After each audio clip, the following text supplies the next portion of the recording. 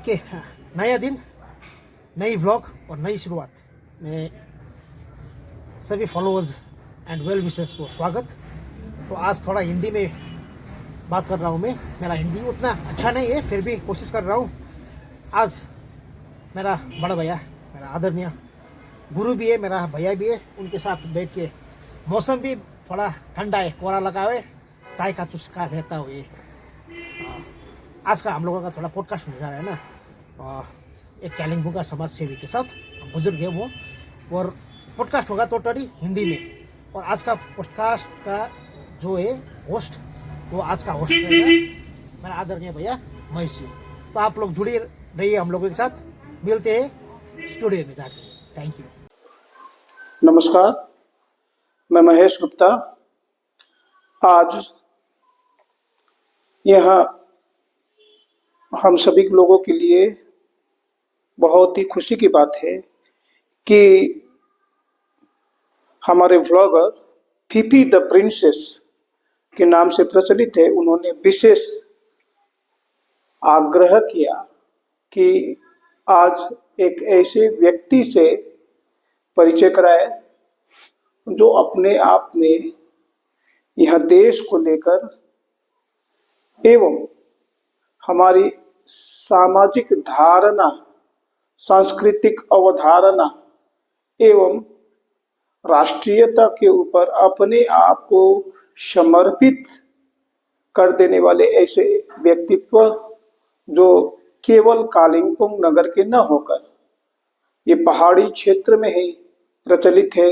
उनका नाम है श्री लोकराज अग्रवाल जी, जिनको मैं फीफी द प्रिंसेस के तरफ से हार्दिक अभिनंदन एवं स्वागत करता हूं। नमस्कार लोकराज जी, बड़े भाग्य के साथ आपसे मेरा आज का यहाँ अंतर्वार्ता हो रही है।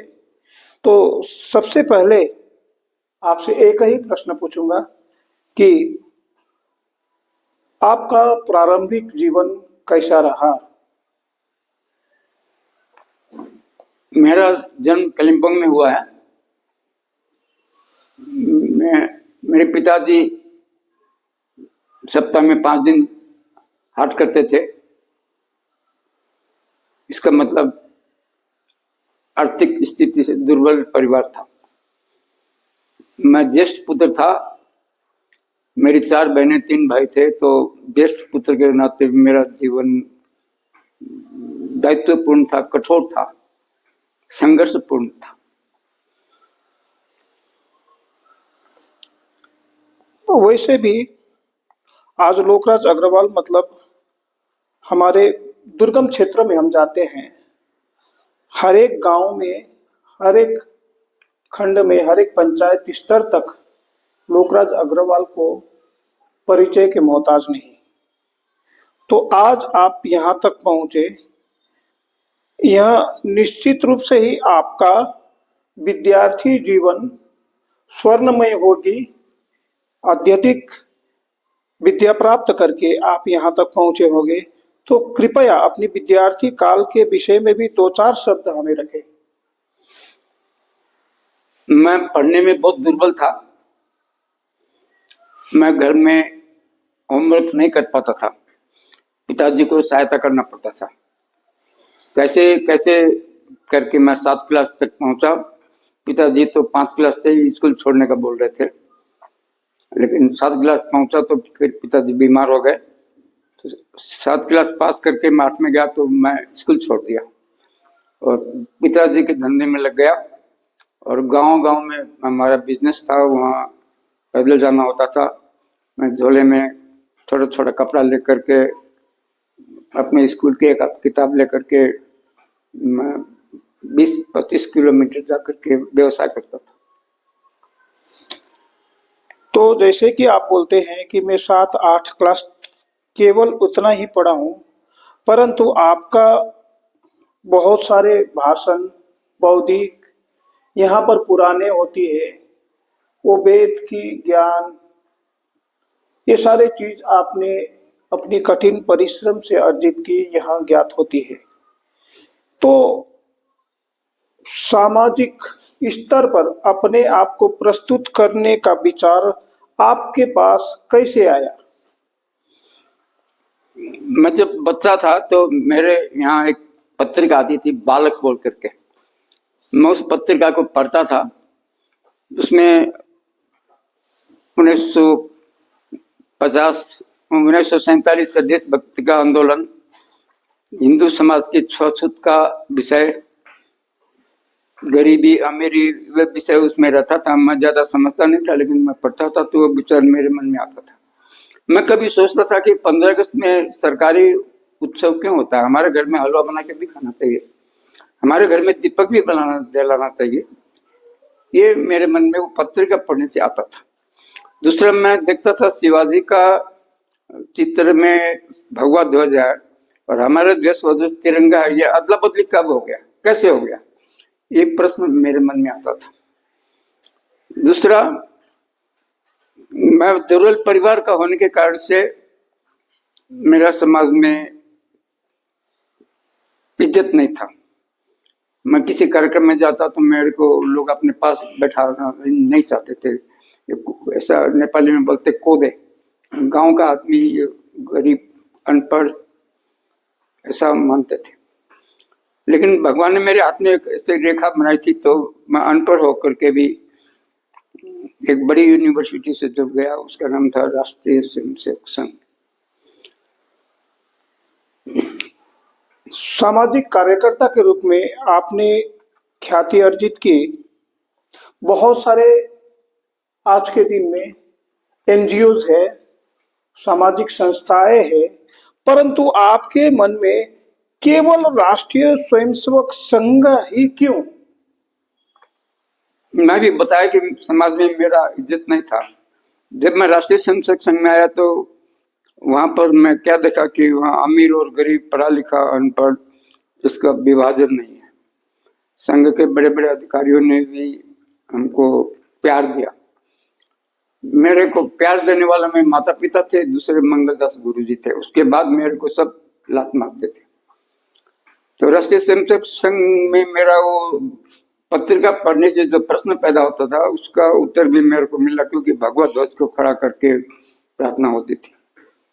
और देश विभाजन क्यों हुआ, देश विभाजन, स्वतंत्रता के दिन में हलवा बना के क्यों नहीं खाया जाता, इसका कारण भी मेरे को संघ में मालूम पड़ा। क्योंकि देश विभाजन में हम यहाँ मिठाई खाते हैं, उत्सव मनाते हैं, उसी समय हमारे यहाँ पाकिस्तान में भाई बंद रहते थे, 9-10 लाख माँ बहनों का बलात्कार हुआ था, हत्या हुई थी, घर छोड़ के भागना पड़ा था। तो ये हमारी आजादी खून से लती हुई थी।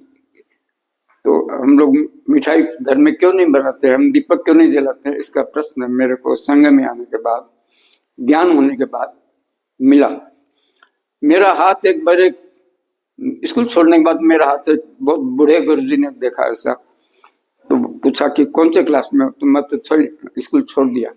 क्यों छोड़ा, तुम्हारा हाथ का धारी तो ठीक है, मैं ऐसे घर का स्थिति ठीक नहीं था तो छोड़ दिया। उन्होंने कहा कि फिर स्कूल पढ़ाई शुरू करो, तो नहीं अब नहीं होगा, भूल गया। तो मैं राष्ट्रीय स्वयंसेवक रूपी विश्वविद्यालय ने, अभी आपने जो प्रश्न किया ये ज्ञान कहाँ से मिला, तो राष्ट्रीय स्वयंसेवक संघ रूपी विश्वविद्यालय ने मेरे ज्ञान का विकास किया। दूसरा, आपने प्रश्न किया आप प्रसिद्धि प्राप्त की इत्यादि, तो मैं प्रसिद्धि प्राप्त करने के लिए संघ से नहीं जुड़ा। मेरे को वहां मान सम्मान मिला, मेरे प्रश्नों का जवाब मिला, और मैं वहां संघ से बैक नहीं हुआ, आगे बढ़ता चला गया। तो संघ का दायित्व मिला, संघ की योजनाएं मिली, तो संघ ने मेरे को गांव गांव में भेजा, पैदल भेजा, तकलीफ उठाने के लिए बताया, मेरे को महापुरुषों की जीवनियां पढ़ने को दी, तो उससे मेरे को प्रेरणा मिला। और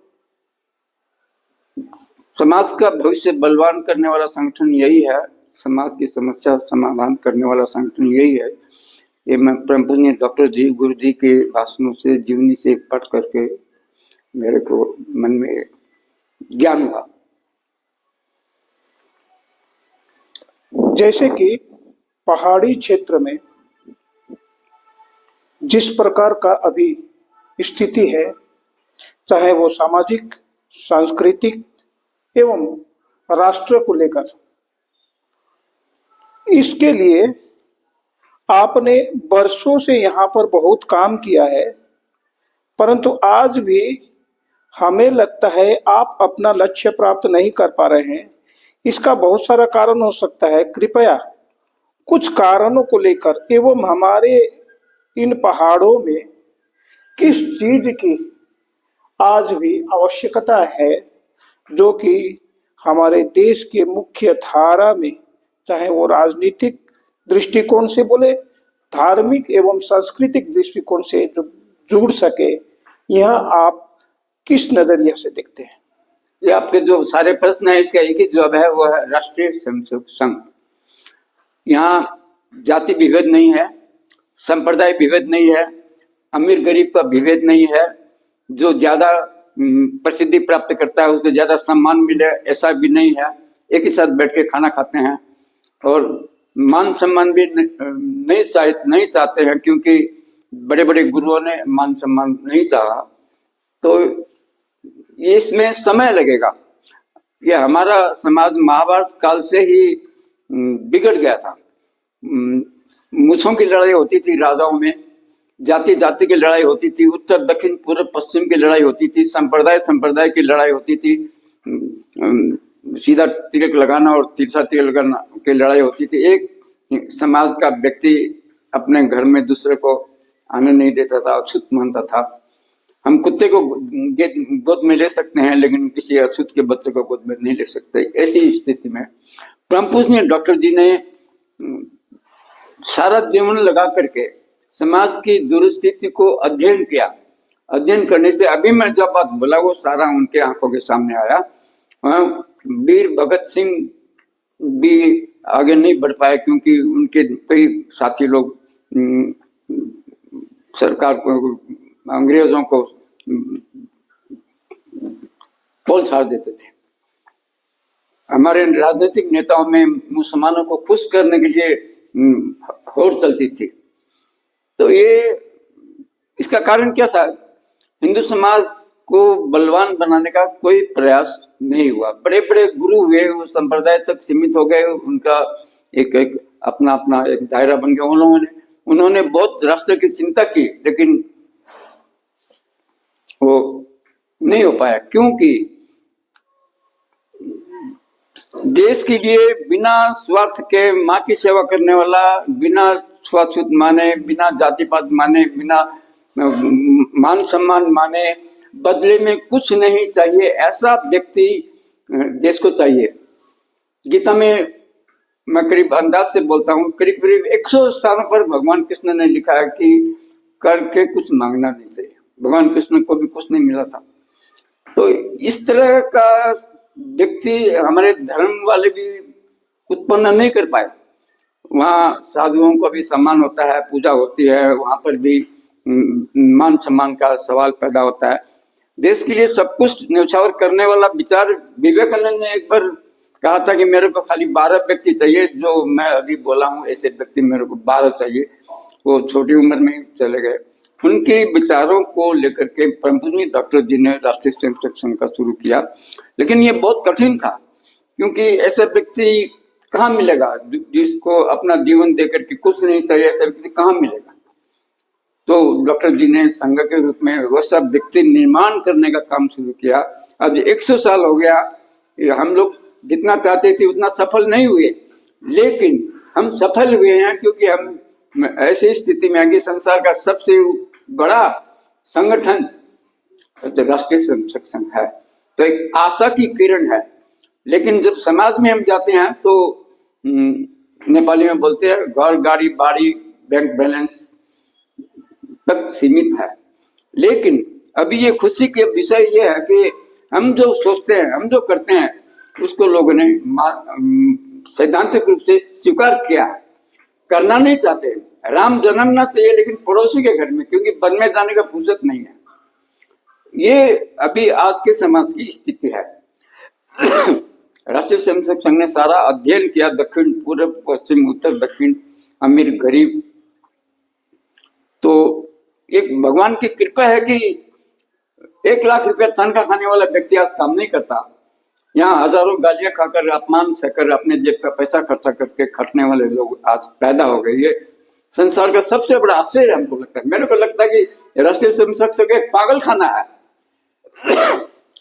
बिना कुछ चाहिए खटने वाला, जिंदगी बिताने वाला आदमी वो पागल ही है। मैं कभी कभी संघ की बैठक में जाता था, मैं देखता था इतने सारे पागल यहाँ इकट्ठे हो गए। उनको सबको देख करके मेरे को लगे सारे पागल खाना। उन पागलों में मैं भी एक बन गया। और हमारे पूर्वज भी पागल थे। भगवान कृष्ण को महाभारत जीतने के बाद कुछ नहीं मिला। भगवान राम को कभी राजा गद्दी में बैठ करके शासन करने का अवकाश नहीं मिला। भगवान शंकर को भीख खाने के बाद कुछ नहीं मिला। हनुमान जी को राम की सेवा करने के बाद कुछ नहीं मिला। यह हमारे देवता है, उनसे हमने सीखा ही नहीं, हमने खाली मांगा है। ये हमारे कमजोरी थी। इसी के कारण से हजारों साल तक हिंदुस्तान गुलाम रहा। अंग्रेजों ने और मुसलमानों ने हमारी इन कमजोरियों का लाभ उठाया और वे सफल हुए। इन सारी कमजोरियों को दूर करने के लिए परम पूज्य डॉक्टर जी ने संघर्ष शुरू किया। ये ईश्वर की कृपा है कि वो सफल हो गए और हम उसमें लगे। हम भी कुछ करेंगे, सफल होंगे। और ये प्रसिद्धि प्राप्त करने का नहीं है। माँ की सेवा करके प्रसिद्धि नहीं मिलती है। माँ की सेवा करके दूसरे को नहीं बोलना चाहिए। माँ है, इस दूर स्थिति में भारत माता है। हमारा सबका एक ही कर्तव्य है, हम एक एक आदमी को जोड़ करके राष्ट्र भक्त बनाए। हम जितना राष्ट्र भक्ति की भावना व्यक्ति निर्माण करेंगे उतना हमारा भविष्य, हिंदुओं का भविष्य, हिंदुस्तान का भविष्य उज्जवल होगा। इसमें कोई शंका नहीं है। जैसे कि हमारे वेद में लिखी गई है, वसुदैव कुटुंबकम एवं सर्वे भवन्तु सुखिनः। तो बहुत आदमी को लगता है राष्ट्रीय स्वयंसेवक संघ या आपका विचारधारा केवल हिंदुओं तक ही सीमित है। भारत तो सबका है, गणतंत्र तो सबके लिए है, बोलने की आजादी तो सबको है, तो केवल हिंदू ही असुरक्षित है, इस तरह की भावना आपके मन में कैसे आई? किसी भिखारी का नाम दौलत राम रख देने से वो धनी नहीं हो जाता है। वसुधैव कुटुंबकम हिंदू समाज बोलता है, सर्वे भवन्ति सुखिनः भी बोलते हैं। इस तरह के बहुत सारे श्लोक हमारे शास्त्रों में आते हैं। वो कोई सुनने को तैयार नहीं है। जो भिखारी हो क्या दान देगा? जो हिंदू समाज खुद दुर्बल है, खुद डरपोक है, खुद स्वार्थी है, खुद डर ठहरुआ है, तो दुनिया को क्या भाषण देगा वो? जो सिद्धांत हमारे शास्त्रों में लिखा है उसको बोलने का पीछे ताकत होनी चाहिए। वो ताकत नहीं है, इसमें हमारी बात समाज सुनता नहीं। अभी राष्ट्रीय स्वयंसेवक संघ के माध्यम से हिंदू समाज बलवान हुआ है। तो मैं ये सोचता हूँ, मेरे को विश्वास है, मेरा तो उम्र गुजर गया, लेकिन मेरे को विश्वास है ये सारा श्लोक जो शास्त्रों में लिखा है, ये युवनों के ऊपर में वसुधैव कुटुंबकम का श्लोक लिखा जाएगा, ये मैं कभी कभी सोचता हूँ। तो अभी नहीं लिखा जाएगा, उसका टाइम अभी दूर नहीं है, पास में आ गया है कि युवनों के हेडलाइन पर, साइन बोर्ड पर वसुधैव कुटुंबकम लिखा जाएगा, क्योंकि वो भी संसार का है, हम भी संसार की बात करते हैं। लेकिन अभी थोड़ी देरी है, वो स्टेप आगे बढ़ गया। ये राष्ट्रीय स्वयंसेवक संघ के कारण से हुआ। आपकी नजरिया से भारत विश्व गुरु था एवं विश्व गुरु की ओर बढ़ रही है, यह बहुत आदमी का, बहुत व्यक्तियों का, महापुरुषों का अवधारणा है। इसमें आप क्या बोलते हैं? इस काम को पूरा करने के लिए सामाजिक शक्ति भी चाहिए, राजनीतिक शक्ति भी चाहिए, क्योंकि अभी जो गीता में लिखा है आसुरी शक्ति और दैवी शक्ति, वो अभी भी आसुरी शक्ति मजबूत है, दैवी शक्ति थोड़ी कमजोर है। हम जो चाहते हैं वो तभी होगा जब दैवी शक्ति मजबूत हो जाएगी। तो ये दैवी शक्ति मजबूत जल्दी जल्दी से करने से नहीं होगा। जितनी बड़ी समस्या है उतना मेहनत करनी पड़ेगी, उतना त्याग करना पड़ेगा, उसे उतना समय देना पड़ेगा। तो ये प्रैक्टिकल बात है। राम को भी सीता जी को खोजने में समय लगा था, कृष्ण जी को भी महाभारत जीतने में समय लगा। अपने आप कुछ नहीं हुआ, वो राम थे, देवता थे, फिर भी नहीं हुआ उनसे। हमसे कैसे होगा? हमको सच्चाई के साथ खड़ा होना पड़ेगा, सच्चाई की धरती पर खड़ा होकर के समस्या के अनुकूल प्रयास करना पड़ेगा। तब हम जो चाहते हैं वो होगा। अभी हम बड़ी बड़ी अभी हमारे सिलेबस में कोई भारतीय महापुरुषों का नाम आ जाए तो हमारे आसुरी शक्ति वाले राजनीतिक नेता लोग बोलते हैं ये तो हिंदूकरण हो गया। अरे हिंदुस्तान तो हिंदू ही है, हिंदूकरण क्यों हो गया?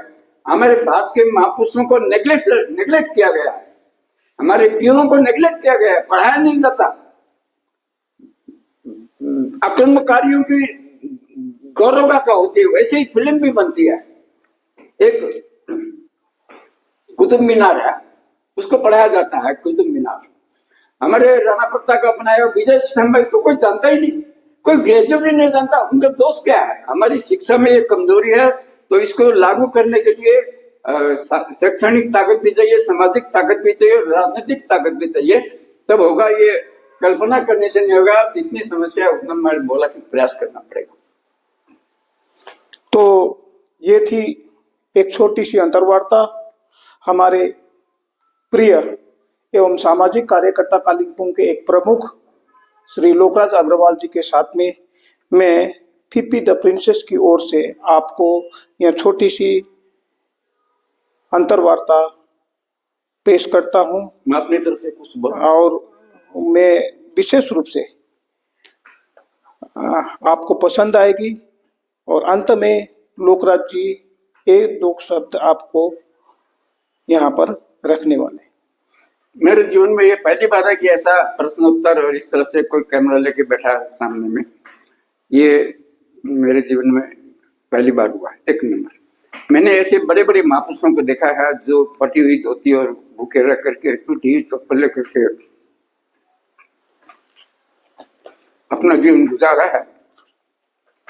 उनको किसी ने कोई खाता भी नहीं पहना।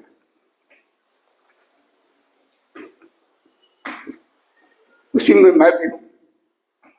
ये बुलाया, मेरे को प्रश्नोत्तर किया, इसके लिए धन्यवाद। धन्यवाद।